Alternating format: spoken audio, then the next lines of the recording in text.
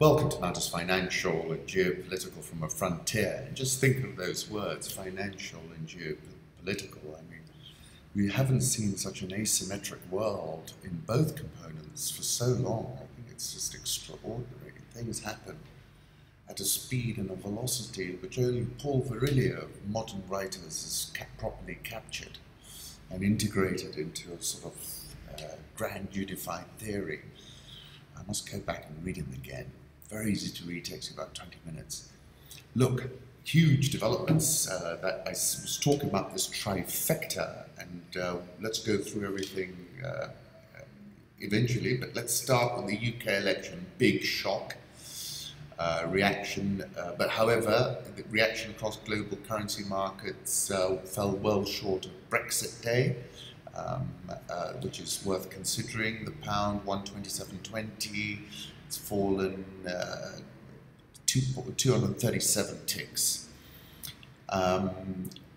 Theresa May, I kid you not, at this time, more than any time else, this country needs a period of stability.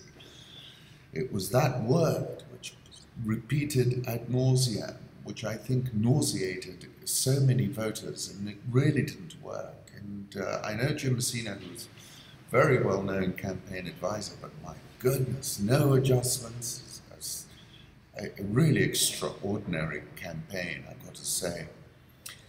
I kept asking, because I thought that was the key. I kept saying, can Jeremy Corbyn turn on, turn out the youth vote? And here is the main explanation why the Tories did so poorly. Voter turnout at 68.6%, highest level since 1997, with turnout among 18 to 25-year-olds at a whopping 72%. Wow! 1 million 18 to 34-year-olds have registered to vote since the election was called. What an incredible turnaround. Because it was largely these folks who didn't bother when the Brexit vote was held. So obviously they got fired up. And I did talk about that risk, and actually did have a little bit of a bought Labour seats because they had it below 200 at one point, and I thought that was ridiculous. I wish I'd been more aggressive, of course. Sterling, take a look at this from Birdie Wood.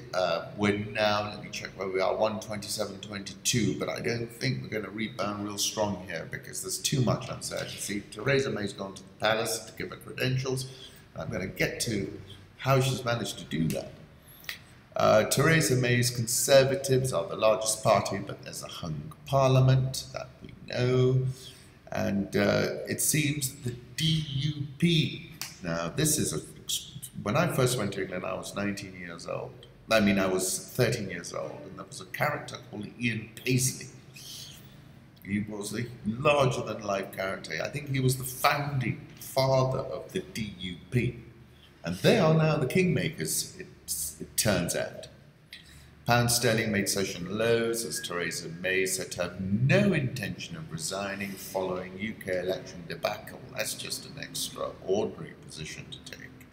And given that you're depending upon the DUP, Gilts, well-behaved, opened a tad lower following this UK election surprise. So that was pretty well-behaved. Let's just have a quick interlude for my home thoughts. Not that many, because I've been quite tired and obviously watching all of this extraordinary events unfold. Kerala, apparently, and I just like the mood music of this photo. It's lovely, isn't it? I've just enough feeling swings and diving into water. That's what I feel like doing. Wonder why that is. I believe in the complexity of the human story. Chinua Achebe, great writer, almost as good. This is no disrespect to Chinua, who's written brilliant books as Hunter S. Thompson. So at the age, there is no honest way to explain it because the only people who really know where it is are the ones who have gone over. Exploring Kenya is a never-ending adventure. This is Mount Sepachi in the north and is sacred to the Samburu people. Hannah and I are headed up to the Samburu next weekend. Faith Kanja put some photographs up. I found myself, and in a Pavlovian manner, reaching for the phone and booking myself up there. And then I said to Hannah, do you know what Pavlov is? Because she's always complaining that I'm reaching for my phone, normally to check prices and telling me off. And I said, darling, that's a Pavlovian reaction I have. And then she was interested in understanding who this was, so I had an opportunity to explain to her the whole thing. The UK election result in 2 covers. Google Trends better than pollsters' search interest surged for UK's Labour Party in the final days of the campaign, according to Google Trends. Interesting. And a similar thing happened actually for Trump. British Prime Minister May faces pressure to resign after losing parliamentary majority, plunging country into uncertainty. Exactly. Ed Miliband, Theresa May's authority is shattered, he said. It is. So, we're in a very fluid situation. It is an extraordinary outcome that the DUP is the kingmaker in this scenario. If Theresa May manages to cling on, I suspect she won't be able to. The credibility is gone now. If she says stable anymore, stability, it's going to drive everyone up the wall. Now, the other part of the trifecta, so we've had this huge dramatic move in Sterling again. Sterling's had plenty of dramatic moves. Let's see how it plays out. But Corbyn sounds to me as is the one who's actually going to make it to 10 Downing Street at the end of it all. Now, Comey accuses Trump administration of defaming him. Indeed, they did. Bluntly raises possibility of Trump obstruction and condemns his lies. Yeah, I mean, he was very straight, spoke straight, and goodness, seriously. James B. Comey, the recently fired FBI director, said Thursday in an extraordinary Senate hearing that he believed President Trump had tried to derail an investigation into his national security advisor and accused the president of lying and defaming him and the FBI. Mr. Comey, no longer constrained by the formalities of a government job, offered a blunt, plain-spoken assessment of a president whose conversations unnerved him from the day they met weeks before Mr. Trump took office. Mr. Trump's personal lawyer, Mark E. Kasowitz, flatly denied any obstruction. The president never in form or substance directed or suggested that Mr. Comey stop investing anyone. So, and here further down is a recap of that Comey testimony, which I took off Bloomberg. Now, look, it was hard-hitting, terribly embarrassing, but is it enough? No. And I think that's the main point. The Emir of Qatar won't visit the US while Qatar is under blockade. This is apparently an invitation issued by the White House to try and mediate a solution between this GCC and Qatar standoff. And Nishat turned to me and said he wouldn't be able to get back, would he? And I think that's the point. Qatar's Foreign Minister Mohammed Al Thani, Turkish soldiers camped to Qatar for the stability of the whole region. Now that fissure, as you're seeing, Turkey, Qatar, and interestingly Iran seemingly there as well, going by that photograph of Zarif calling up his counterpart. But, and then you have the GCC, Saudi Arabia, UAE, Abu Dhabi on the other side. And if you look at the characters and personalities, I think there's a lot is due to that. Deputy Crown Prince, and then the Emir and of Qatar. And one can imagine this is the clash of giant egos. But the point I'm making is that it's a very difficult time. I suspect the Saudis and the Abu Dhabi are going to be demanding that some assets are fire sold in some jurisdictions. It'll be interesting to keep a close eye on what's going to happen from here. According to Javier Blas, and this is interesting, Qatar LNG tankers change course abruptly, turning around as they approach the Red Sea, avoiding the Suez Canal over which President Sisi has control. And bear in mind, it was President Sisi who sent the lynch mob into action in this case, and they are right on some points, but they, people in glass houses shouldn't throw stones, as it were. But the point I'm making is Sisi led the charge at that Riyadh summit, because I happened to be listening to something else, and he came on, and I kept on, the translation was on, and I ended up listening to it. And very clearly laying out his stall and signaling he was on they were going to be making their move. Okay, let's move on. So that situation is still fluid. As we said, we had Comey, not enough to tip the balance. We had the British election, that tipped, very interesting developments. And we had Mario Draghi. I'll come to Mario Draghi in a moment. But let me talk about the incredible Macron, who may prove skeptics wrong as French polls project a comfortable majority for his party. I know France politically well because I traded the French interest rate markets before the convergence and into the convergence with the euro. And my God, it was volatile. Pibor, Bank of France, Jean-Claude Trichet. And the one thing about the French is any problems and they'll be out on the streets. It's been very difficult to move the political dial in France. And Macron, that's part of his appeal. He's promising to move that dial big time. And I think, going from his entry onto the world stage, his ability to outfox the President of the United States, which he did, and just generally, I've gone and listened to some interviews of him from prior to him becoming president. My goodness, he had a plan and he's executing it. Full marks to the man.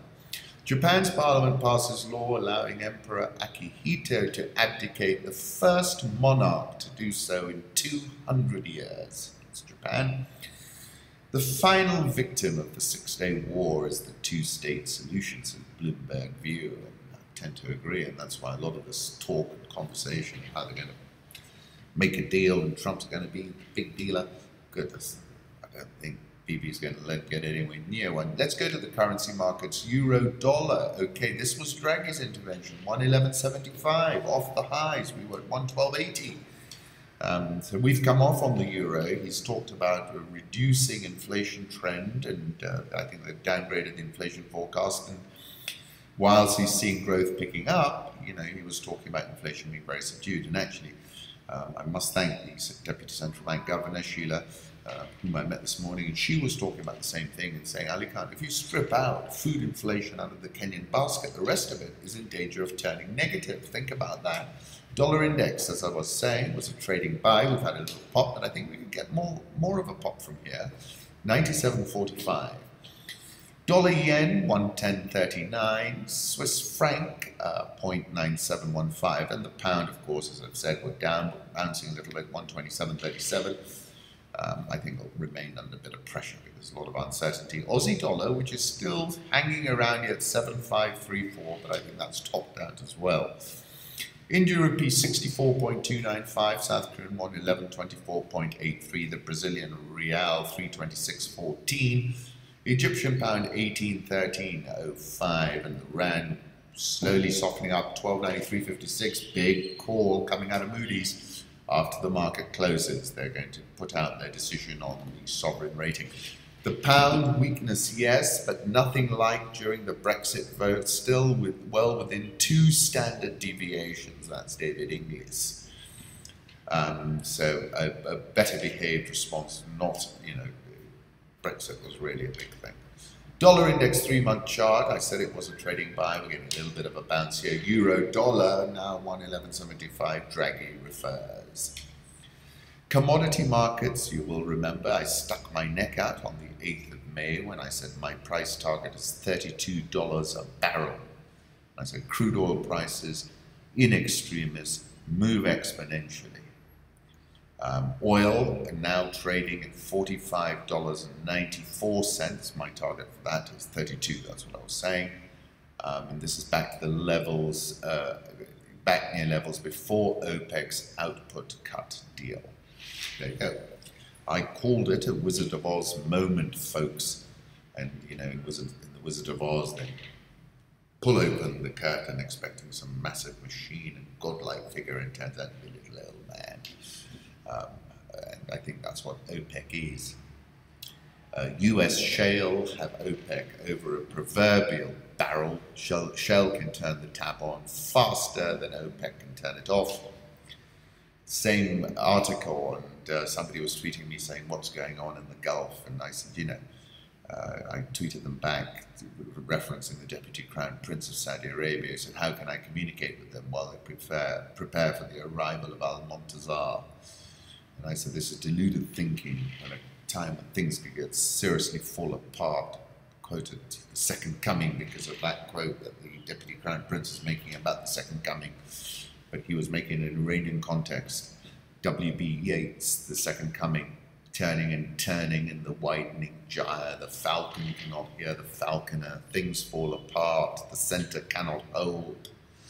Mere anarchy is loosed upon the world, the blood-dimmed tide is loosed, and everywhere a ceremony of innocence is drowned. The best lack all conviction, while the worst are full of passionate intensity. Surely some revelation is at hand, surely the second coming is at hand. Global food import bill on the rise despite stable markets. It's the latest report out of FAO. If you're interested in that particular report, just go to Rich Wrap-Ups under commodities. Gold repelled at $1,300 again. It's the second time. Where are we? We were around about 1274, 1275. Big sell-off yesterday and the day before. ISDA asked to consider alleged Venezuela-Russian loan default. Someone has asked the Global Derivatives Trade Body whether Venezuela's reported default on a Russian loan constitutes a broader default on its debts. According to the organization's website, someone has anonymously requested ISDA's regional DC for the Americas whether a reported Venezuelan default on about $950 million of export loans from Russia used to finance arms purchases could trigger a wider default. Venezuela's sovereign $3 billion bond due in 2022 fell for a fourth day running on Thursday to trade at 57 cents on the dollar for an annualized yield of 29.3%. That's where Mozambique one got a bit lower than that, and that's had a humongous rally. Reserves have been depleted from Abuja to Riyadh and from Luanda to Caracas, and in all the oil-producing capitals in the world, I wrote. I said, so many capitals are fiddling while sitting on a tinderbox, and that these capitals are going to be playing with matches. Nicolas Maduro's Venezuela, I said, is at breaking point. We are now. Other capitals are going to run out of options. Ivory Coast is set to issue $1.25 billion of a 16-year Eurobond with a yield of 6.25% in dollars. The 8-year Euro portion will total $625 million and yield 5.125%. Paul Wallace. South African all shares up 2.58% this year. It's given up some of its gains. Dollar rand, all depends on Moody's, so we could have quite a sharp move in thin markets if you think about it, because their decision will come after the market is closed, or it's in New York where it doesn't trade very much. Egyptian pound 18.1305. They've done everything right on the economy side, but they haven't on the political side. Nigerian all share in a bull market up 22.56% this year. Ghana's cocoa regulator says it is $2.2 billion in debt after a price slump weighs on revenues. Goodness, that's big. Ghana's stock exchange is up 13.81% year to date. Kenya's Odinga evokes ghost of 2008 chaos, urges fair vote. Kenyans don't want to go back to 2008, Odinga said in an interview Wednesday. The other time we told people to stop, and when the situation develops, it becomes very difficult for an individual to do anything. Things just completely get out of hand. It's not in my hands to stop the violence, he said. The opposition National Super Alliance, which Odinga heads, already suspects something sinister is afoot at the IEBC. Kenyatta would take 47% of the vote if elections were held now, pollster Ipsos Kenya said in a survey published May 30. That compares with 42% support for Odinga, according to Ipsos. NASA can garner about 8.4 million votes in its strongholds against the Jubilee Party's 7.2 million, Odinga said.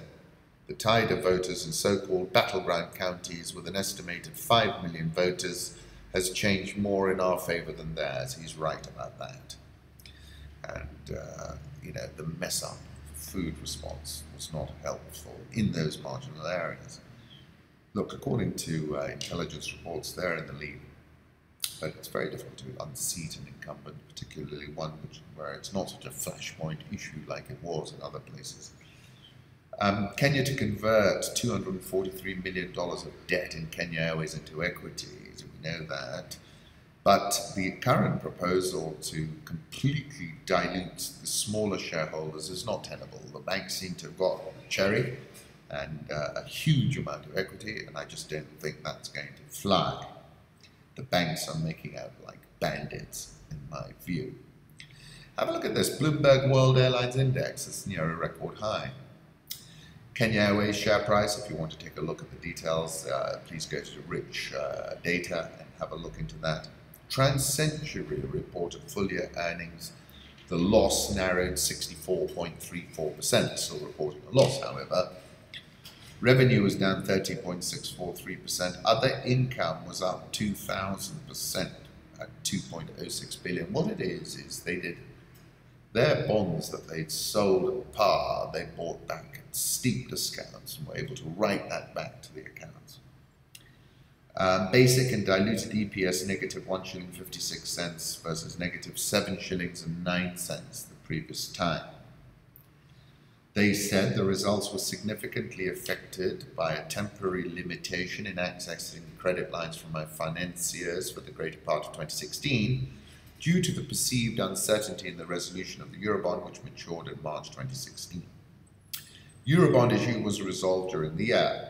They're talking of a 12 billion shilling, $120 million order book for the engineering division, an unprecedented increase in order book from regional utilities, strengthened balance sheet by reducing debt exposure by 6 billion, increasing equity by 2 billion. Kurama Africa Opportunity Kenyan Vehicle Limited has 24.99% of the shares now. I thought they'd turn the corner, but then I read these tweets from Sunil Sangha, I still think they turned the corner, who said TransCentury is losing 2.8 billion shillings per half year if you exclude the debt write-back of 4 billion. And basically, it's a valid point. But I think, now that you've stabilized the business, you've got your equity and debt in sync, you can cut your borrowing costs, which are very high. You can turn that business around. Staggering amounts bid and accepted at this week's Treasury bills auction, excess liquidity in banking system. Interesting point. Kenya shilling 103.35, and again, I was looking at this, and if we did a comparison, it's probably the most stable currency, freely floating currency in the world. Nairobi all share down marginally, but it's up 11.95% this year, entered a bull market at the end of May, as did the NSE 20, which is up 9.06% and at a 10-month closing high. Thanks for listening to me and wishing you a fantastic weekend.